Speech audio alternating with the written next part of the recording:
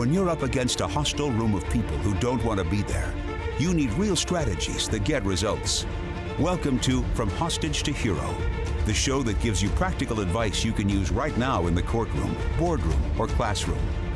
Learn how to move your unwilling audience to one that is invested in what you're saying, eager to participate, and engaged in the process. Learn from the attorney whisperer herself, your host, Sari Delamont.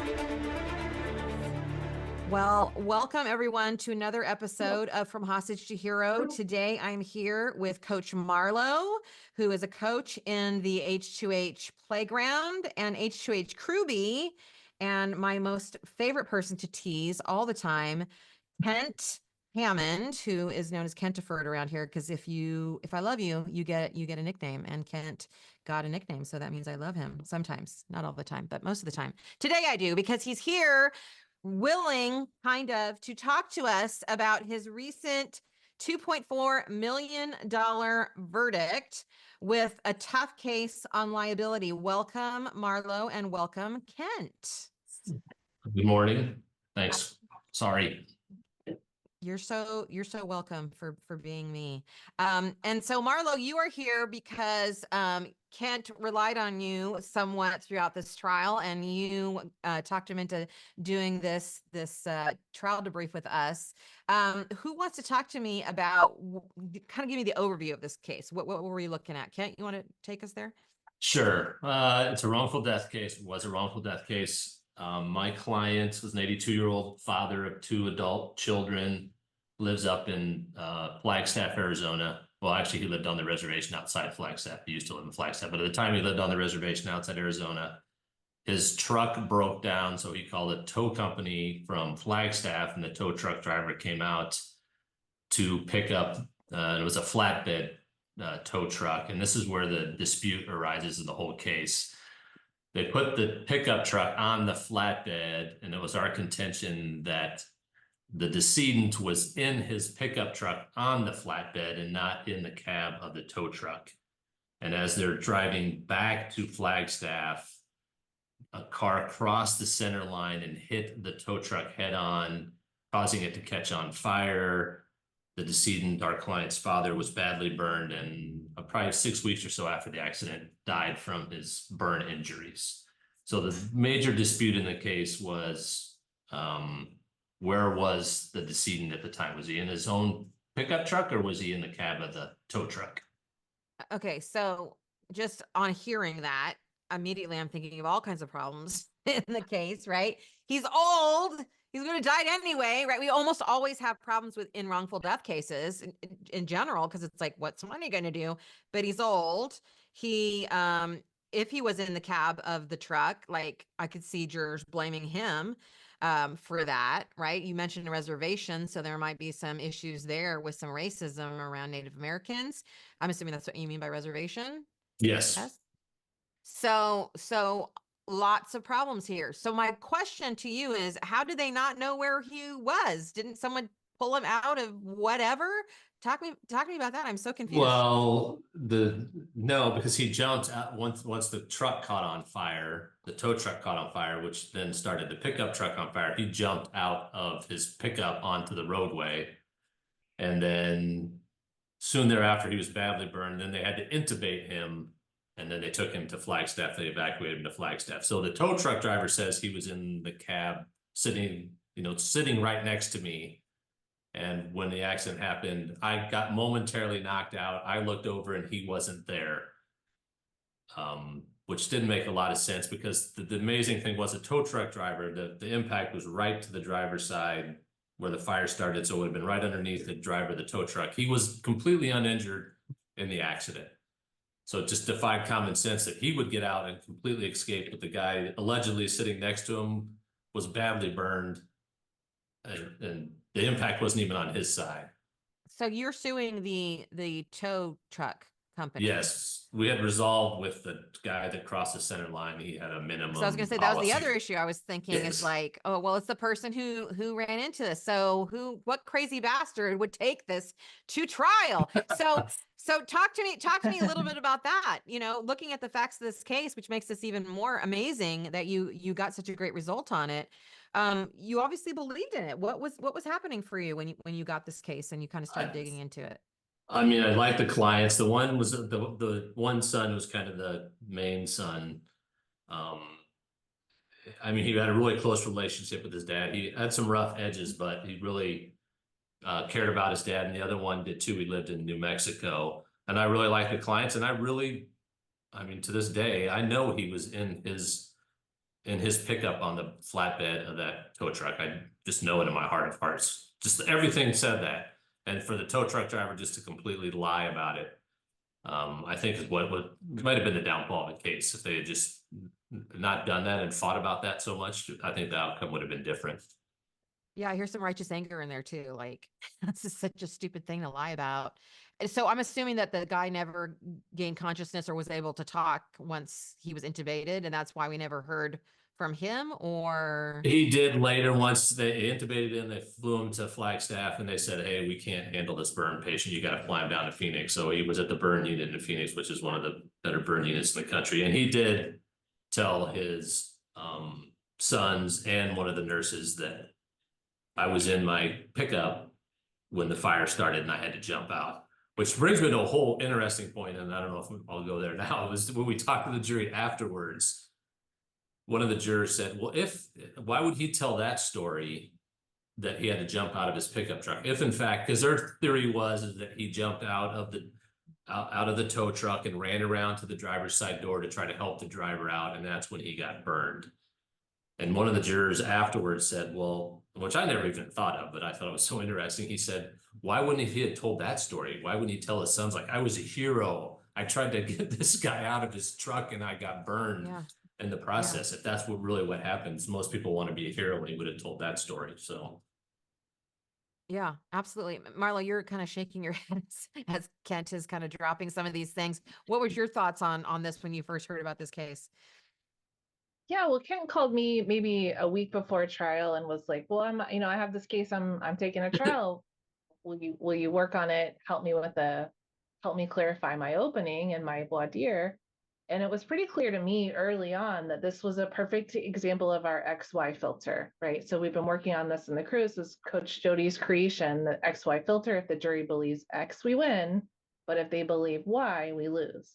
And Kent's issue was very clear, right? If the jury believed that his decedent was in his pickup truck in the back of the truck, he was going to win. Because that's insane. All of the experts agree that you can't let someone ride in the back of a pickup truck. That's not in their truck on the back of the tow truck. That's not safe. But if the jury believed the defense's story that the decedent was sitting in the passenger seat of the tow truck, then we lose, right? And so Kent and his brother Kurt, who tried the case with them, focused very clearly in their opening and throughout the case on where the driver was, because that was the XY filter. It wasn't about all of these other things. There was no question that he was badly burned. It was just that particular thing. So we didn't really have a causation argument. Go ahead. Yeah, and the interesting thing is, as you always say, you make the case what you talk about, and instead of spending a lot of time talking about the guy that crossed the center line that caused the accident, the defense wanted to fight about where he was sitting at the time. So the whole trial, for the most part, was where was this guy sitting, not about the fact that this other guy had crossed the center line and caused the whole accident. So two issues came up for me, again, as someone who, if I was consulting on this, is one is, what about defensive attribution? Like, you got to be an idiot to go sit up there. You got to know that that's dangerous. And what about the fact of, well, even if he was sitting in the cab, he could have gotten hurt there too. It was just lucky that, the driver got off. So did you have to deal with those things, or is that just my crazy brain talking? No, some of it I think there was, and I think some of it was an older gentleman who was Native American, maybe just doing what the tow truck driver told him to do. And it didn't come in at trial, but the son had said at one point that his dad told him he didn't want to, the tow truck was brand new. I think it had like 500 miles on it. I mean, it was pristine, brand new tow truck. And he made some remark to his son that the tow truck driver didn't want a stinky Indian in his new pickup truck or in his new tow truck. That didn't come into evidence, of course, but I think that's, yeah, I mean, that was an issue. I guess we didn't think about it too much because it was more just the XY. And what was the other one? What was the other? About the injury. He got hurt anyway. Yeah, who cares where he was?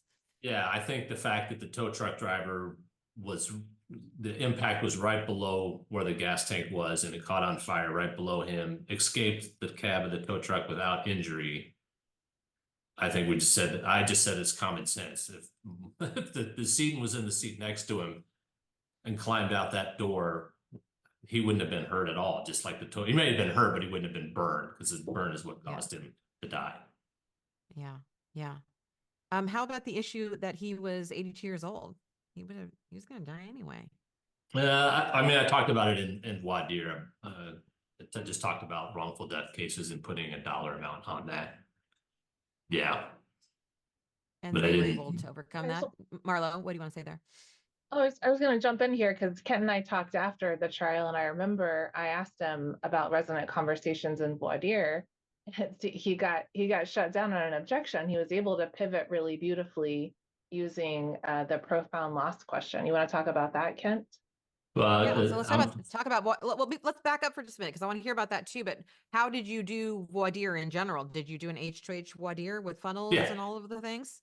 I mean, the funnels in this case were, I mean, the funnels were responsibility. I mean, as far as the liability, it was, I think everybody agreed that if he was in his truck on the back of the flatbed, that was wrong. Even their experts agreed to that. So, well, I did talk about, listening to tow truck drivers. Where did the tow truck driver tell you to sit?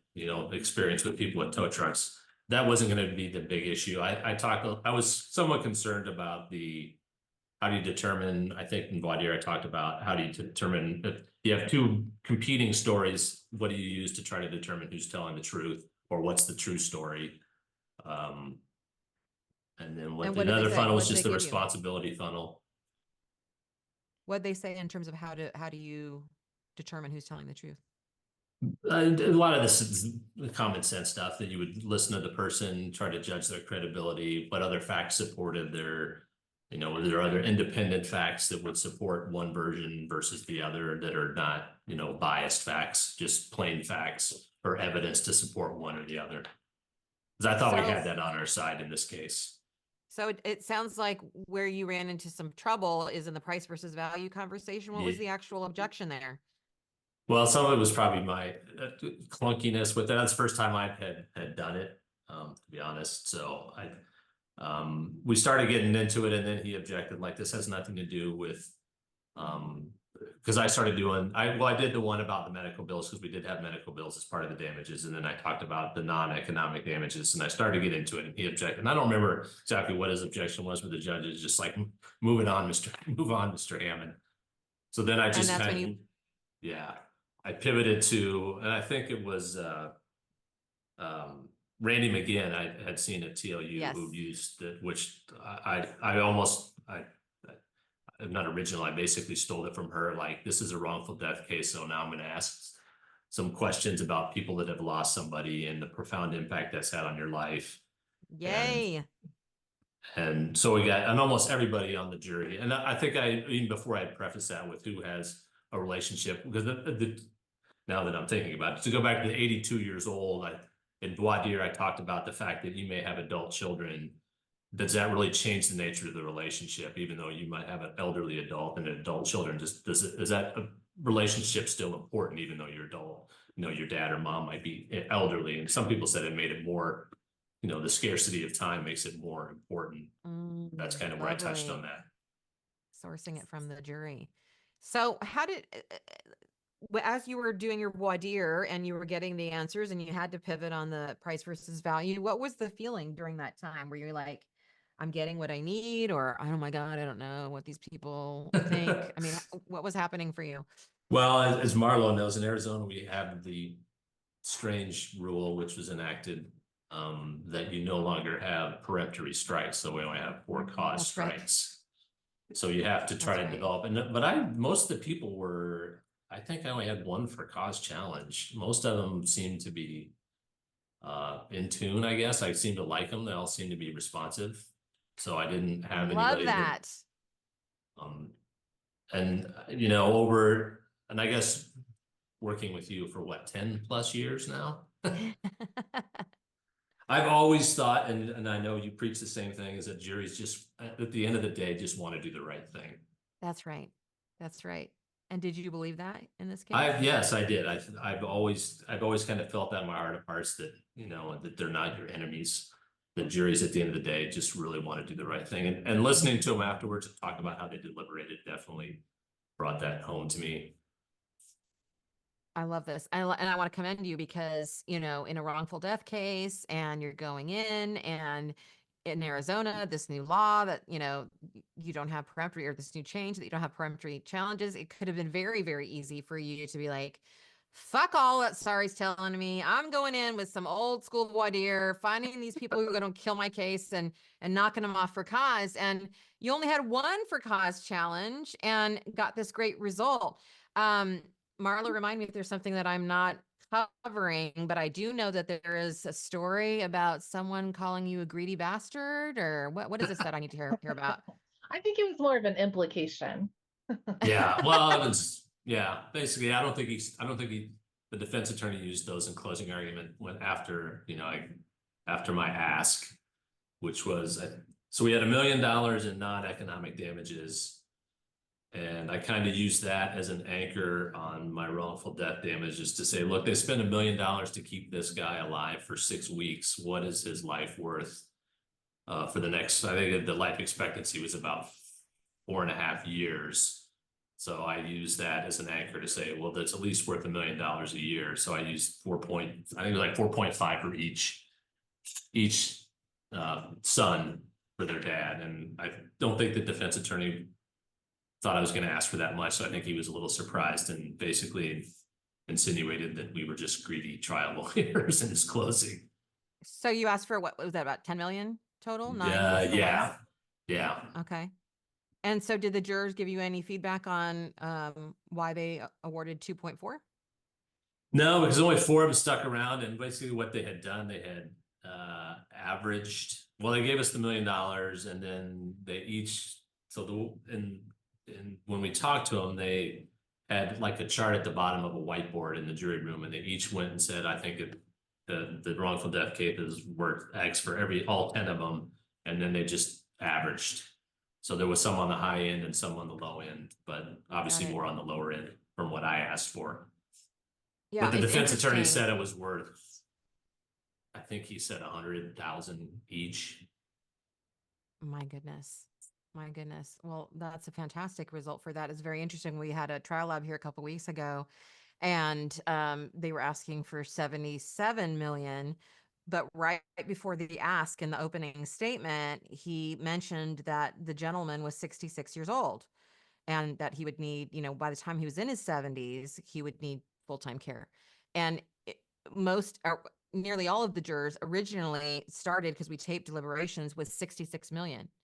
So interesting. They heard 66 and that's where they start. They eventually got to 77, but I just told him, I said, stop you saying his age, just say by the time he's in his 70s.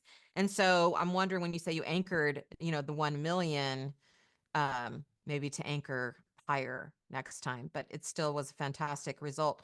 How was the opening? How was the opening? I used the opening template. Pretty much the only thing that when I talked to Marlo about that was just the undermining. I didn't want to spend the undermining. That was the big issue, is where was he? And I felt like I was spending a lot of time trying to prove he was in the truck or in his pickup truck, but I think that was the crux of the case. So, but I primarily used the template, almost verbatim, I guess, or a few changes here and there. I've always, and from my last case with you, I pretty much used the same template. So, and it felt good? Yeah, I did. Marlo. And this case actually lended itself to an actual pretty good at reacting or not reacting, recreating what happened by acting and getting, pretending I was sitting. I acted it out. And, Yay! Good for you. I love that. this case lent itself to that more than some others, but I, was sitting in the driver's seat and then the fire and then there was an impact and he jumps out the drawer and because one of the things that was, which I think that was to our favor was he was found on the driver's side when all the paramedics and everybody came. The decedent was found on the driver's side. And it's like, well, if he jumped out of the passenger side, why the heck did he run around to the driver's side and was found in the road? So I kind of recreated, I enacted the whole situation and was running and, so I think that's from working with you for a while now. I know that storytelling and that is so much more powerful when you can do it that way. So much more powerful. I'm beaming with pride over here because I know that that's not something that's super natural for anybody. And we're always worried about being too dramatic, but it really brings to life. The jurors can see exactly what happened. And then when the other side tries to come in and goes, no, he actually, was on the other side. It's just like, it doesn't make any sense. And that's what it sounds like this case really came down to, is common sense. Marlo, you were going to say something. Well, I was gonna bust in and just point out two things here. Like Kent talked about his ask. And I think that was an evolution in the days before trial, right? That when we first talked, the ask was much lower, right? And then there was sort of an evolution there. And then also one of the mindset challenges that I perceived, whether it's true or not, going into the trial was that there was this concept of this is a rural jurisdiction and they're gonna be skeptical about you slick Phoenix attorneys, big fancy Phoenix attorneys are coming in because Kent and his brother practice in Phoenix. So I think that I just want to commend Kent for one, getting through his mindset issues about the ask and getting to a bigger ask, which led to a bigger verdict. And then also getting through this mindset issue about these slick attorneys, because it took that in order to be able to really get in there and go all in on storytelling. So I don't know if you want to tell us about those two mindset issues, Kent, and how you overcame them. I guess once I saw the jurors, I didn't, whether we were in Phoenix or not, I just liked the panel that we got. And I thought all of them seemed very engaged. And some of them I thought, peremptory strikes that the defense attorney may have struck a few of them based on their answers, but obviously it cuts both ways. You don't get peremptory. Some of the defense attorneys got to try to make this 4 cause challenges. And if it fails, then, Did they get any 4 cause challenges? I don't think they did. I'm trying to remember if the defense attorney tried, and I don't think he did or tried that hard to do it. Well, I remember when the rule came down that there was no peremptories and everybody was freaking out. You were the one person that emailed me and you're like, I don't know if this is necessarily a bad thing, for exactly what you just said. It cuts both ways. Yeah. Right. And you had a lot of things in that email. And I thought that was such a great way of mindset. Let me ask you this, though. What was the original ask before you mindset your way up? Do you remember, Marlo? Maybe 2 million? I feel like we were at 2 million when we first started talking, because and I was kind of like, I pushed back hard. I think I said, Kent, if you were 82 and your family asked me to try this case because you got killed, obviously Kent's nowhere near 82, right? I would ask for a lot more money for my friend. He's kind of close to 82. I feel like it's no, he's not even close. No.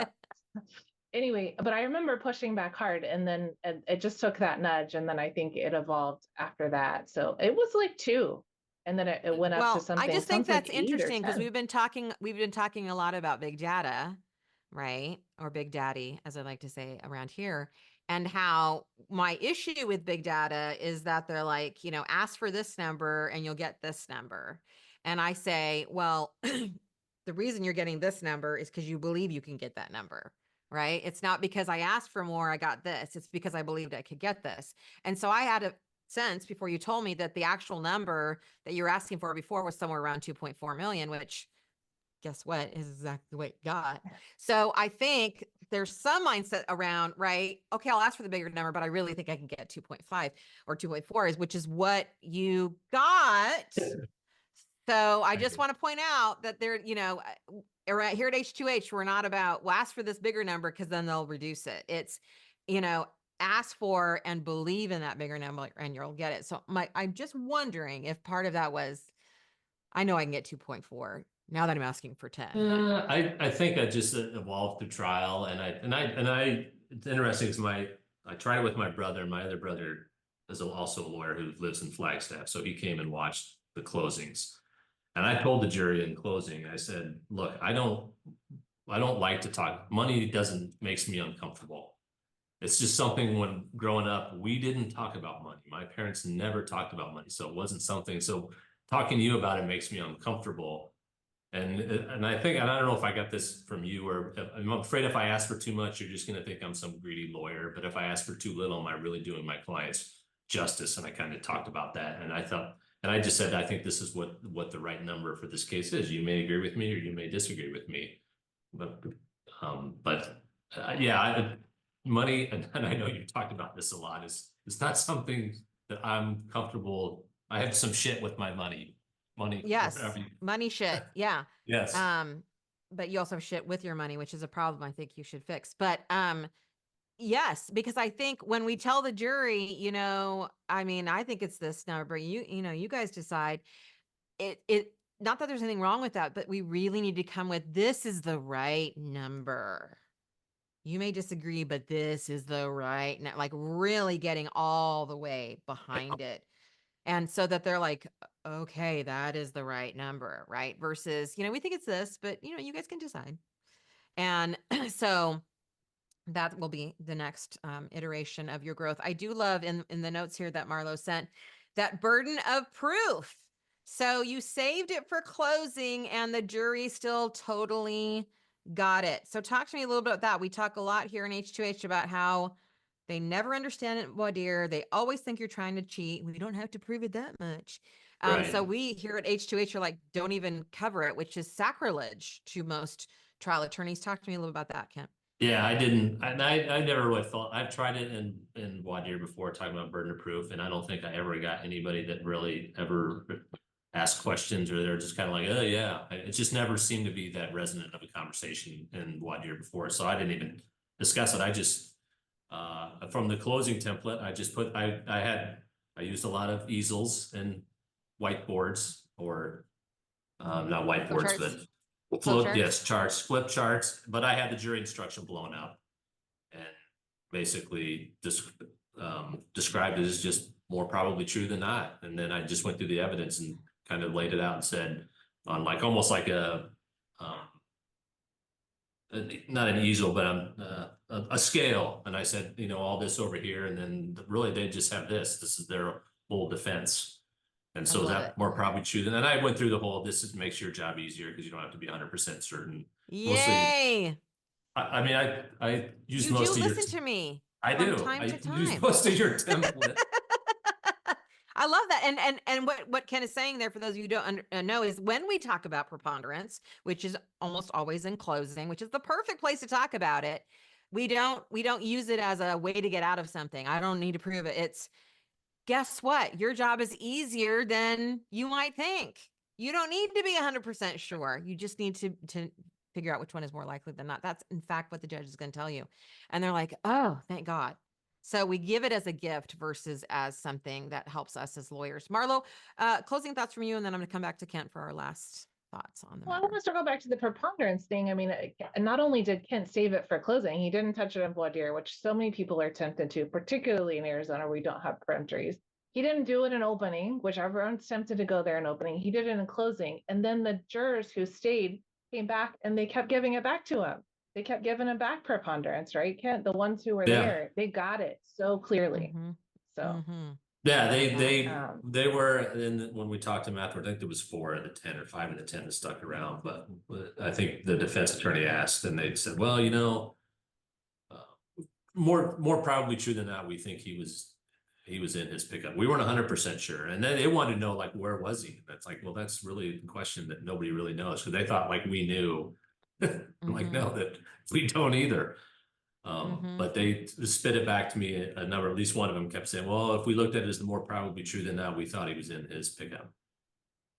Love it. Right. So you trusted the jury to get it without shoving it down their throat at every phase of the trial. And that, I think that there's a lot there. And just to close too, that, that Kent and his brother Kurt here took a really hard case to trial and they got a great result.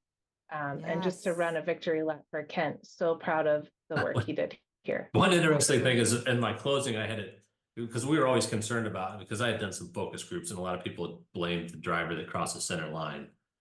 And so I had, and one of the themes I used, and this is actually a good book. It's called There Are No Accidents. You might read it. Ooh, I love that. And one of the things is, which I used as a theory or a theme was, tragedies happen when a dangerous condition meets human error. And the human error in this case was that guy crossing the road, but the whole dangerous condition was created by the defendant in this case. So I use that. Beautiful. Who's the author there for our listeners? Jesse Singer. Jesse Singer, and the name again? There Are No Accidents. There Are No Accidents. I love that. Kent, what was your biggest learning from this trial? Just I think going through the whole H2H thing is just to trust the jury. And I as much as working up to trial sometimes sucks, once you're actually in trial, it's fun. And after I got done, I was like, God, when's my next trial? When's my next trial? Yay! I love that. So to translate, listening to Sari was the thing I learned. Thank you for that. Thank you for being here. Congratulations on your $2.4 million win in wrongful death for an 82-year-old. I mean, this is just an incredible result with some of the facts you had to play with. It was so fun having you both on the podcast. Thank you so much for being here. All right. Thanks, Sari. Have you ever wished that you knew what the jury was thinking? Well, grab a pen and paper because I'm about to give you instant access to a free training I created for plaintiff trial attorneys called 3 Powerful Strategies to Help You Read a Juror's Mind. It's going to help you to understand what the jury is thinking so you'll feel confident to trust them and yourself in the courtroom. Ready for the address? Go to sariswears.com/jury. Enjoy.